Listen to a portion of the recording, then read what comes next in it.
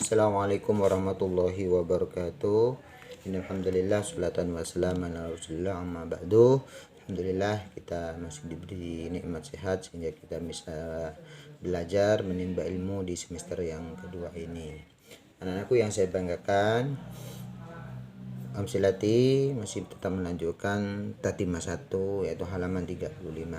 Seperti biasa, sebelumnya kita awali dengan membaca umul kitab.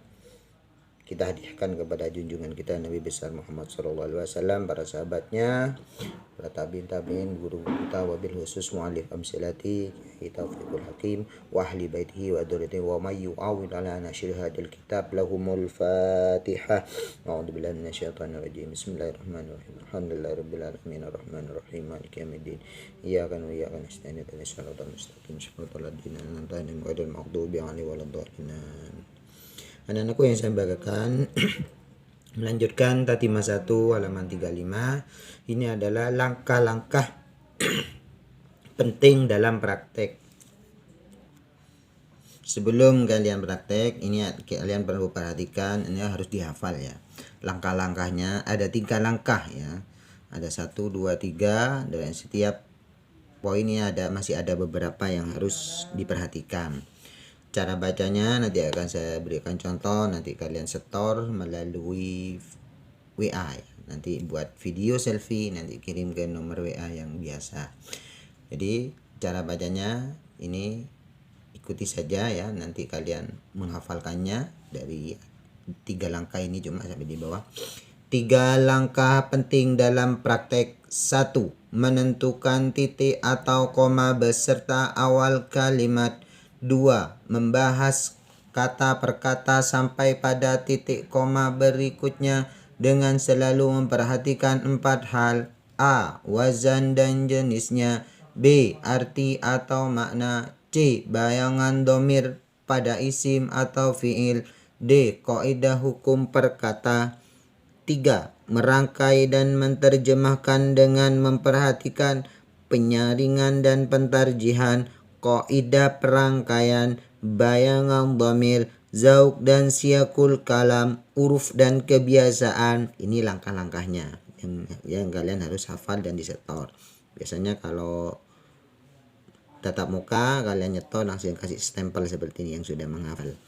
Nah, untuk keterangannya ya, jadi menentukan bayangan titik atau koma di masih tahap anjilidnya sudah bayangan titik atau koma yang menyertai mubtada, yang menyertai fiil itu kan sudah dihafal, ma'aman lahal abal amma walakin wafa dan seterusnya ya.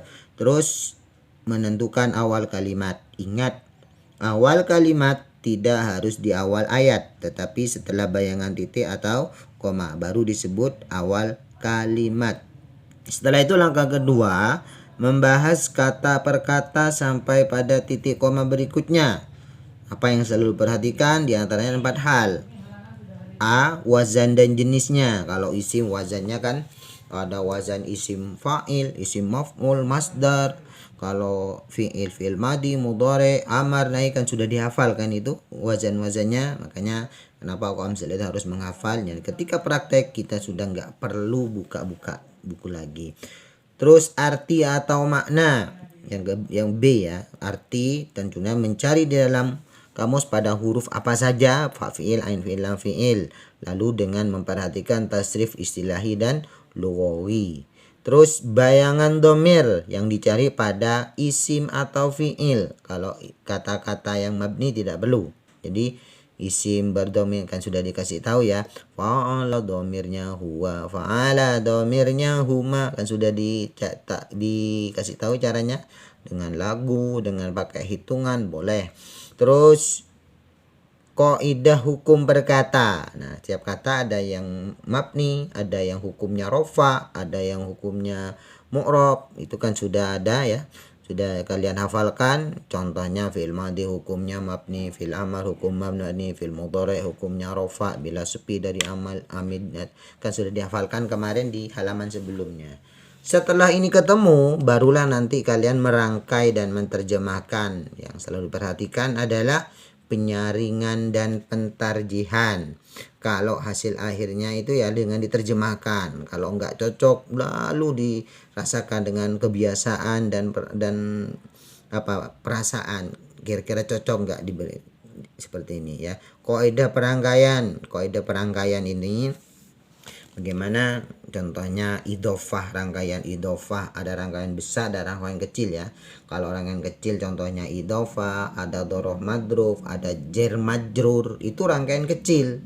Kalau setelah huruf jar hukumnya jar, terus mudhof ilaih hukumnya jar, mudhof tanpa al tanpa tanwin, itu rangkaian kecil. Kalau rangkaian besar, ini dalam kaidah perangkaiannya, maka rangkaian besar itu biasanya terdiri mubtada atau khobar atau fiil fa'il.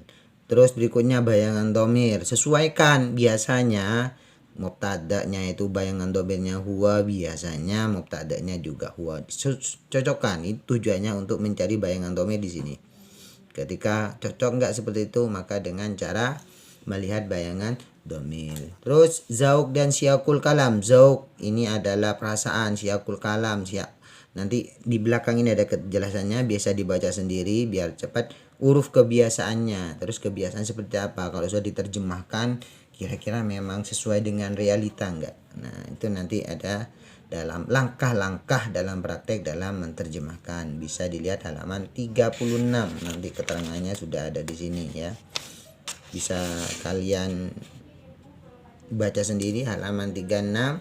Jadi ini penyaringan dan pentarjihan bila ada dua bisa menjadi macam-macam jenis sebagaimana ada dalam tabel, ini bisa menjadi apa dan sebagainya. Nah, maka nanti disaring dengan apa, kaidah kata atau kaidah perangkaian atau bayangan domirnya cocok enggak antara kata yang sebelum dengan sesudahnya. Siyakul kalam dan zauk, kamus atau uruf. Nah, bila ada kata-kata bisa menjadi macam-macam tetapi masih satu jenis, maka isim sama isim, contohnya fi'il madi sama-sama fi'il madi, fi'il mudhari sama fi'il mudhari, maka langkahnya adalah dengan ditarjih antara majhul dan maklum. Yang didahulukan adalah yang maklum. Antara mujarrad atau mazid, yang didahulukan adalah yang mujarrad dulu. Antara fa'il dohir dan domir, yang didahulukan adalah dohir. Antara isim fa'il dan isim maf'ul, yang didahulukan adalah isim fa'il. Ini dalam rumus hafalannya sudah terurut ya. Mujarrad atau mazid, berarti yang didahulukan apa? Mujarrad. Antara isim fa'il, isim fa'il, isim maf'ul, itu dalam hafalan rumus A2-nya bedakan antara isim fa'il, isim maf'ul. Itu sudah sistematikanya kayak gitu sudah. Jadi sudah jangan dirubah-rubah, jangan maf'ul dulu. Nah, makanya kalau hafalan di waktu jilidan itu diurut ya, itu tujuannya. Nanti ketika praktek ini kalian akan lebih paham dalam mentarjih ya, mana yang lebih didahulukan. Sekira itu nanti silakan dibaca 3 langkahnya, disetor ke via WhatsApp ya. Demikian untuk mengawali pertemuan kali ini. Kalau minggu depan kita sudah praktek menggunakan kalimat. Kurang lebihnya mohon maaf. Assalamualaikum warahmatullahi wabarakatuh.